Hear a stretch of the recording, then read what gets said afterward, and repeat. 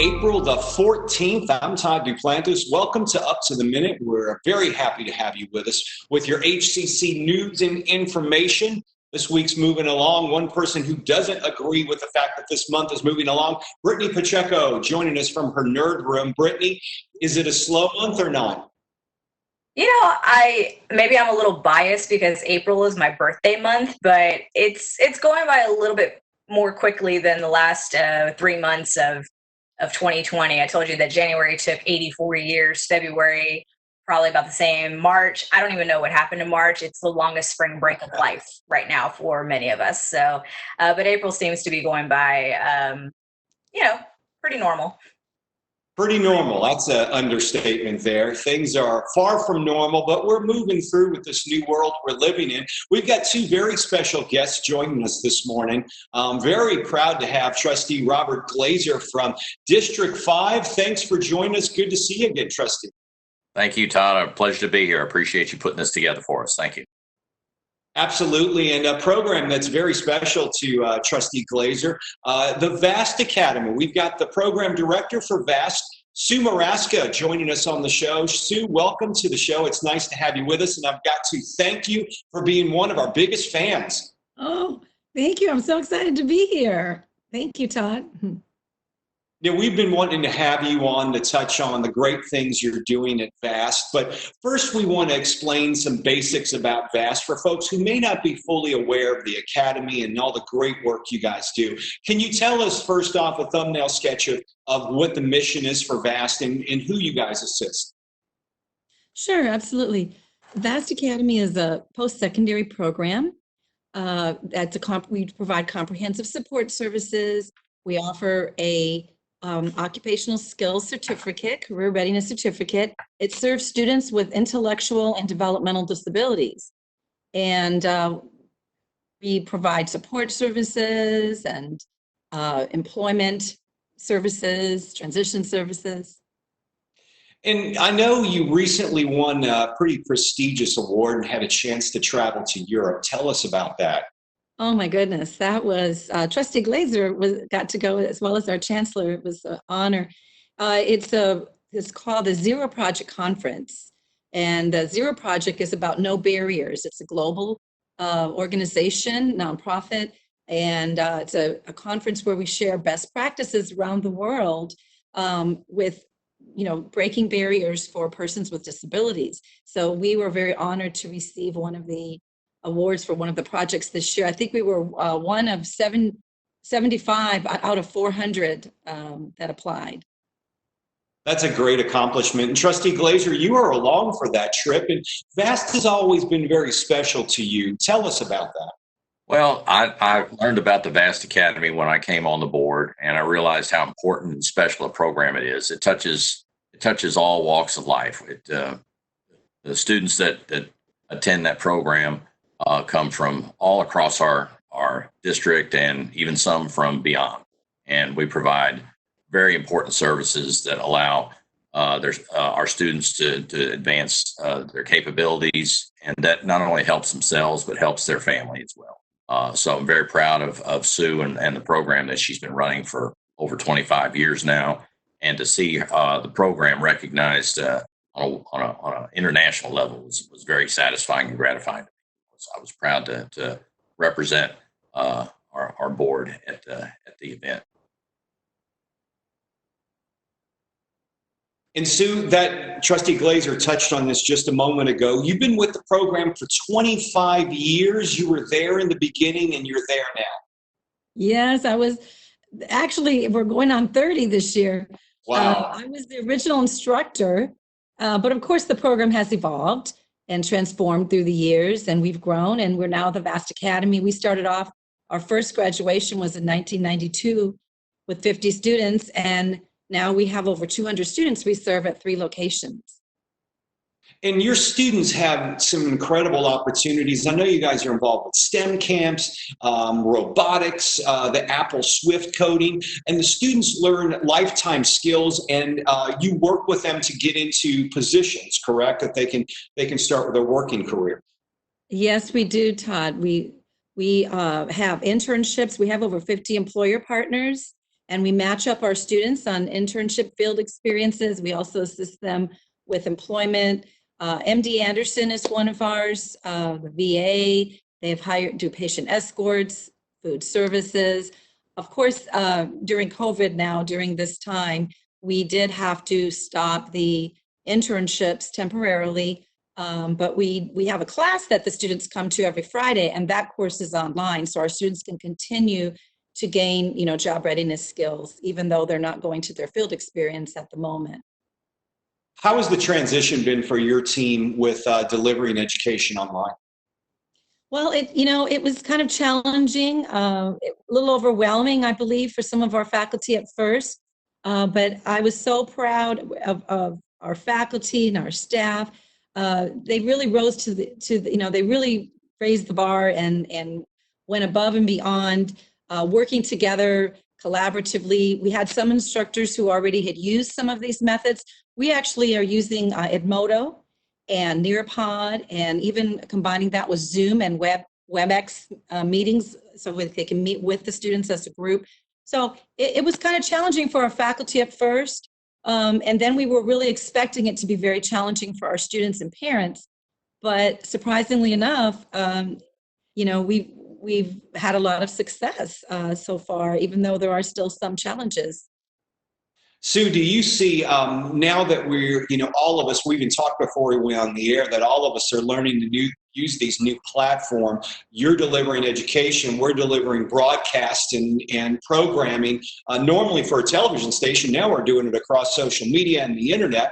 But we've all learned how to do things in a new way. Do you see, once the buildings open again, once your internships are back up and running fully, do you see still us using these new means in a way to reach your students? Has the reception been positive from your students to where you might take it back and fit this into the curriculum? Yes, I do feel that we can do a combination, more of a hybrid. I believe that our students need a lot of direct one-on-one types of supports. So I think the face-to-face is still very critical for our students, but technology is definitely vital for our students, with all of their different types of learning differences and challenges. I think all of the creative technologies that are out there, we definitely want to continue to use all of these different, software, Nearpod and Zoom and Edmodo. We definitely would like to do that. We're actually looking right now for the summer to see what we can offer over summer as well for our students.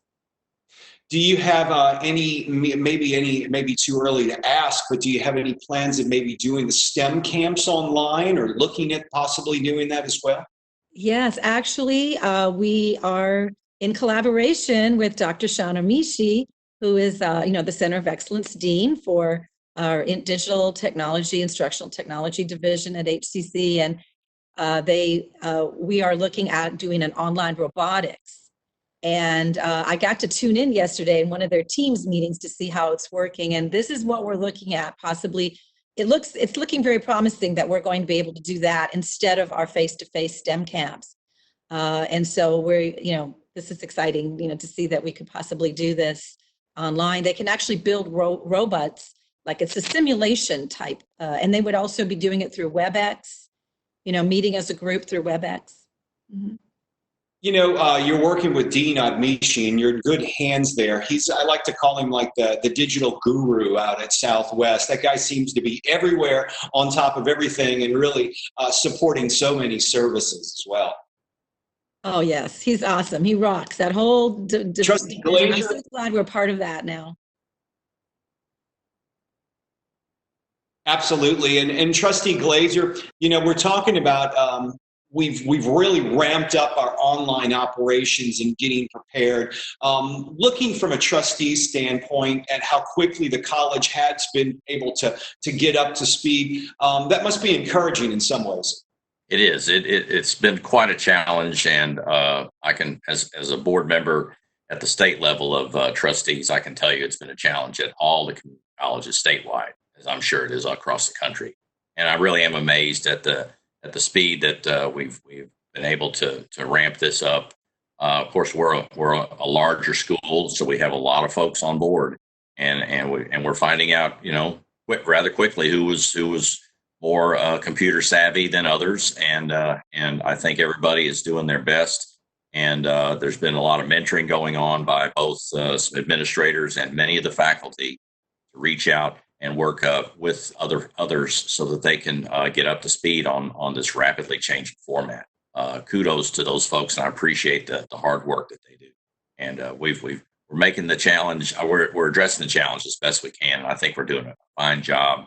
And it's going to be a challenge for students as well. So I don't know how many of the programs translate well to an all online format. We're gonna work hard to make sure that we can deliver the optimal amount of educational curriculum and do the best we can in this challenging time. It is, and you just mentioned the fact that not everything translates to an online format. You know, we get questions from students about certain labs they may have, or maybe they're taking welding. How does that translate? And from what I'm hearing from administration is it seems like this is going to be on a case-by-case basis, but the whole mood and the whole message that the administration's been getting across is that we all need to be flexible in these times. Yes, that is an overriding message that I'm hearing from them, and it is when you're faced with quite adverse challenges in such a short format, you have to look at it with a wider scope and get creative and come up with how to address these challenges that we have. I was on a web meeting recently with the accreditation folks, and they're doing what they can to open up opportunities and make sure that although that we may not follow the structure in the traditional format, that we're still focused on the goals and that we're going to do what we need to do to get to the goal. And the goal is student success, along with faculty support at HCC. That's important as well. So we're working on it, and I'm proud of the administration doing what they can and working with other institutions. I know that we're putting together basically a task force. I'm not sure what they're calling it, but it's a collaboration of our institution along with a lot of other local institutions to focus on issues that are arising because of this coronavirus issue. And it's good to get everyone collaborating and get best practices, best ideas, and move forward with these ideas and try and implement them the best we can. You and I last saw each other in person. It seems like a lifetime ago, but at the Chevron Houston Marathon at a water stop that you were manning with several HCC volunteers. That seems like years ago, does it not? At this time, it certainly does, sir. And I was very glad to see you come through, and I'm glad that you did well in that race. And we were glad as HCC staff to man that spot and support folks like yourself and everyone else on the path. And it does seem like that was a long time ago. And hopefully this time, that race will be back to where it's supposed to be next year, and we'll be through this curve and back to where we'd like to be. We certainly hope so, and we're all hoping it'll be sooner rather than later that we can maybe get back to somewhat of normal life. Since this has been going on, can you tell me about the board's involvement with the college's response plans to the COVID situation? Sure. We've been advised by the administration and through many emails because, of course, it's a lot of rapidly changing environments, so a lot of decisions have to be made much quicker in a shorter time frame than would ordinarily happen. So administration has been given the authority by the board to do what they're doing so that they can have the flexibility to get the job done in the best way that they can. So we've been advised, and they're doing what they can, and we're supporting them where we can. And we're working with the administration. They're keeping us in the loop, and we're supporting them all. Each district is different, but can you tell me maybe some of the concerns that you've had from your constituents in District 5 and the feedback you've getting from them? Yes, I get a lot of calls where folks are worried about accessibility to programs because they had plans, and with this pandemic, things are changing. So I'm trying to reassure them that we're trying to develop the best response we can so that folks can get the education that they intended to get, and with the focus on student success and faculty support. and we're working hard at that, trying to make sure that we can do that. We're going to have some shortcomings here and there, both on student success and faculty support, but we're going to do what we can. And it's just a tough challenge out there. I hear some folks asking me, what are we going to be doing going forward? Is this going to be some type of slight paradigm shift? Are we going to be looking at more online delivery as a baseline going forward after this? And we'll just have to see how that goes. And I hope that the administration looks at that and structures their forward planning in the possibility that may be.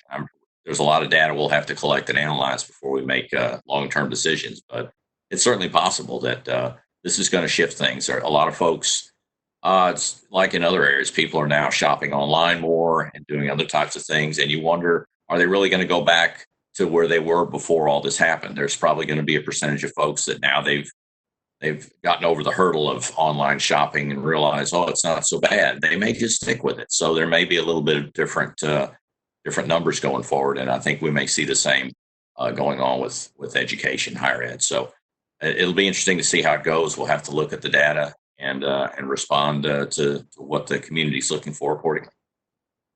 I know you're also a business owner in the district, in the HCC district. On that level, what's your optimism right now with where things are going? I've heard so many different forecasts. We could be back in 6 months. We could be back in 3 months. No, it could take 18 months or 5 years. Personally, your gut feeling as a business owner, when do you see things maybe getting back to some normalcy? Well, as a business owner in the Houston area, we're actually looking at a two-faceted issue here. Of course, the coronavirus and what that's done to our community and to the economy. But I don't know, how many people are that in tune with the energy business. But a few weeks ago, everybody left business on a Friday, and the oil price was over $50 a barrel. And when the market opened the following Monday, it was at 22. That's probably one of the sharpest. That is one of the sharpest drops of oil prices in my 30 years of being in the business. So we have both of these challenges to deal with. So it's going to be it's a challenge. I thought there's a lot of people out of work, and the economy is going to have to survive on a lot of money coming out of Washington because everybody's been asked to stay home, and you can't make up time. It's going to be a real challenge. So I think when it starts to come back and when things open up, there'll be a pent-up demand and things will come back. I'm not sure what industries and what areas are going to come back first versus later. And the money flow is going to be crucial. There are a lot of people that are going to be in dire straits. A lot of folks out in the community are in a financial situation where they're not much more stable than paycheck to paycheck. And I don't have to look far in my family to see large effects.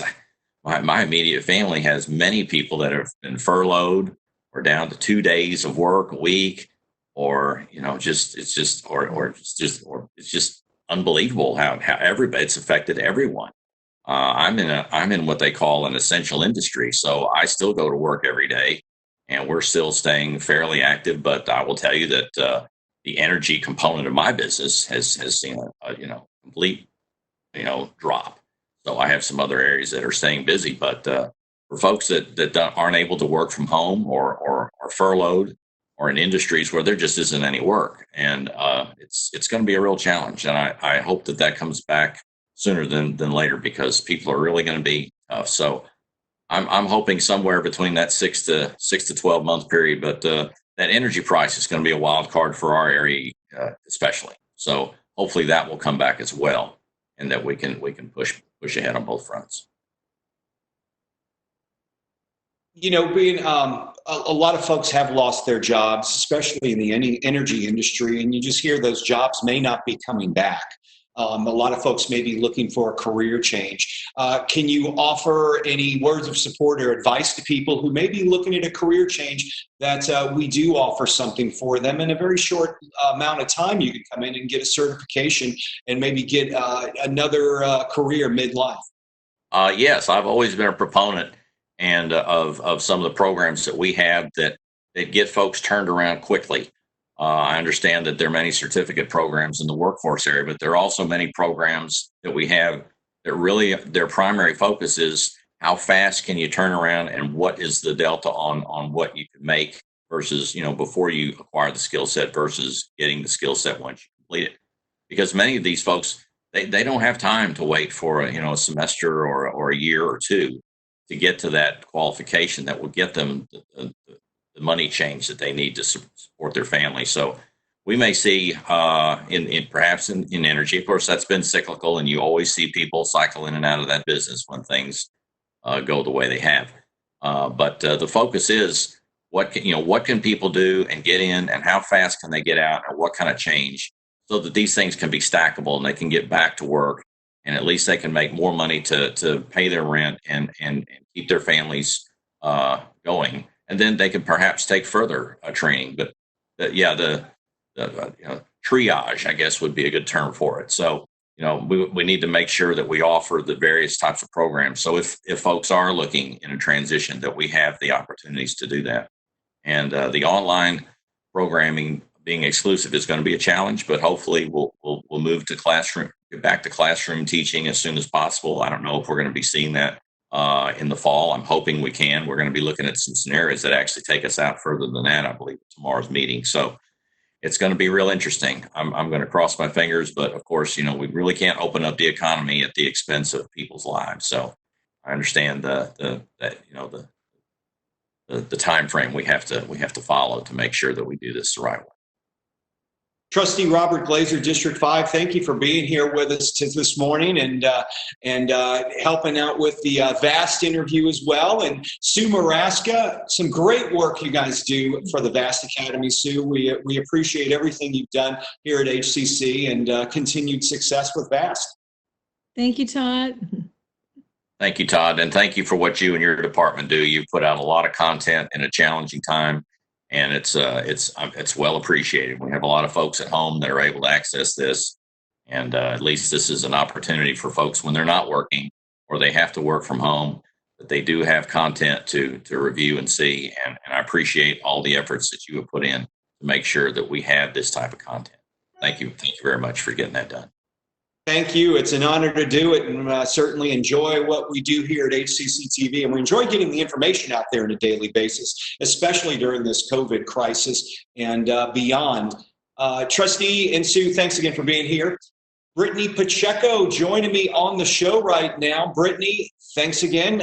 You are in your nerd room. I don't see any redecoration in there. I know you were talking about that yesterday.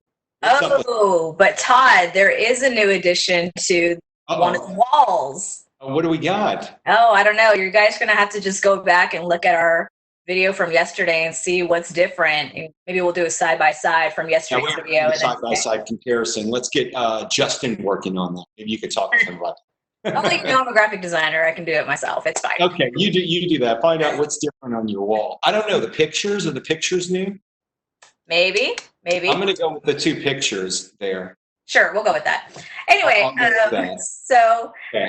so one thing I did want to say today, Todd, is that we've got a really cool event that's going to happen, hosted by Student Life. It's going to happen today at noon. It's through Zoom, and it's how to be physically fit. That's physically with an F, not PH, as a college student. So this is going to help students learn how to manage their money at this time. I know there's a lot going on, obviously. I mean, we've been dealing with this being stay at home, work from home for quite some time. I think yesterday, Todd, we said that it's been about a month since we've been back in the office. It was a month yesterday, the 13th. Exactly. So strange times that we live in right now. But this is learn about your money, students. So again, you can follow us on our Facebook page. There's a graphic there. Like I said, it's a Zoom meeting that's going to happen today at 12 noon Central Standard Time, and learn what it is about money. Let's be smart about it. We were talking yesterday, the HCC Student Life, they do have a live show, every Monday at noon. So if you want to know what's going on around the colleges, Student Life is there. Carl Mays and his team, boy, they're really out there, planning. Even though we are all at home, they still have a lot of activities going on. The one you're talking about today is one, but you can always join them every Monday at noon Central Standard Time on the Houston Community College District Facebook page, where you're watching this live for their show. And they did have a good show yesterday. They really did, and I really commend Student Life for continuing to do what it is that they do to engage with students virtually. Again, you just said it. There was a lot of engagement, a lot of feedback, a lot of great reactions, and I know for various events they're giving away e-gift cards to students. So this is a really great opportunity, not only just to be engaged with HCC at this time, but you could win an e-gift card, which is really great. Yesterday I mentioned it. I'll mention it again today. On Wednesdays, they have a bingo night. So you all can play bingo, and still practice social distancing, but still be a part of the HCC family with Student Life. So there's definitely a lot of activities going on. Make sure you follow them in social media. You can do that, HCC Student Life, find their Facebook page and join all their shows and keep up with their activities, because during this time, it's very important for us to have that face-to-face contact.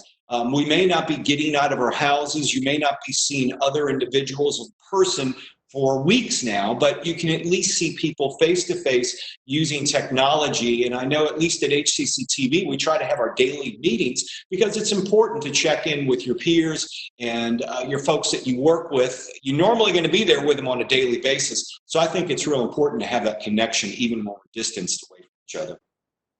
Absolutely. It's very, very important at this time. We need to be supportive, be kind, be patient. Even when you do venture outside, be sure everyone that you're taking those extra precautions to protect yourself, protect your family. If you have the face mask, if you have gloves, if you make sure, of course, you're always washing your hands and you wash your hands properly. There is a proper way of washing the hands. I didn't realize that up until recently. But make sure if you are out and you don't have the quick access to go wash your hands, be sure to bring hand sanitizer if you do have it available to you, and follow all the guidelines that the various businesses they have in place. I went to HEB yesterday to go pick up some things for my puppy, and made sure to hand sanitize. And it's just it's a new way of life. But it seems to change every day you go. There are new rules, and I'm not knocking them for that. Those folks at the grocery stores are doing everything they can to stay open and to get you in and out of there. And there may be lines you have to stand in, but they really don't take that long. But one thing I've noticed every time I've gone to the grocery, there seems to be a new rule, like stand over here, don't get too close to that, wash your hands before you come in, which is fine. But it just seems like every time you go there, it's something new. No, you're absolutely correct. There was a new line, a way of going into the store. But, as always, students, please be patient with one another. Be kind.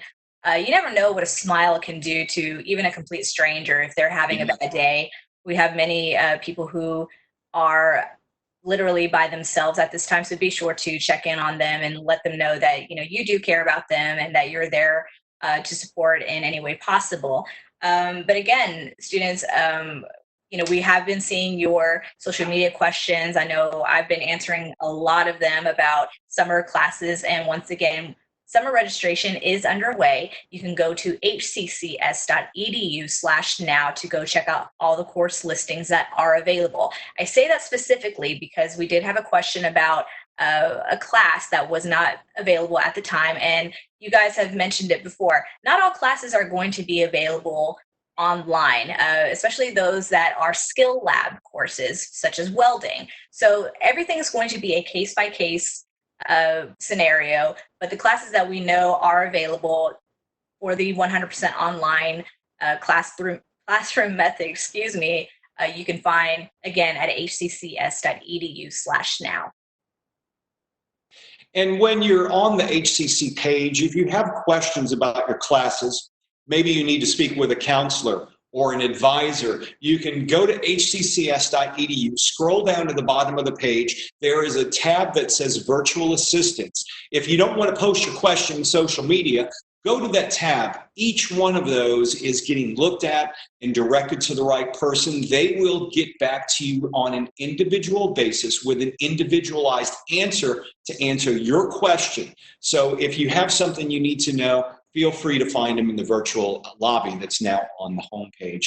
That about wraps everything up here. Brittany, do you have anything else?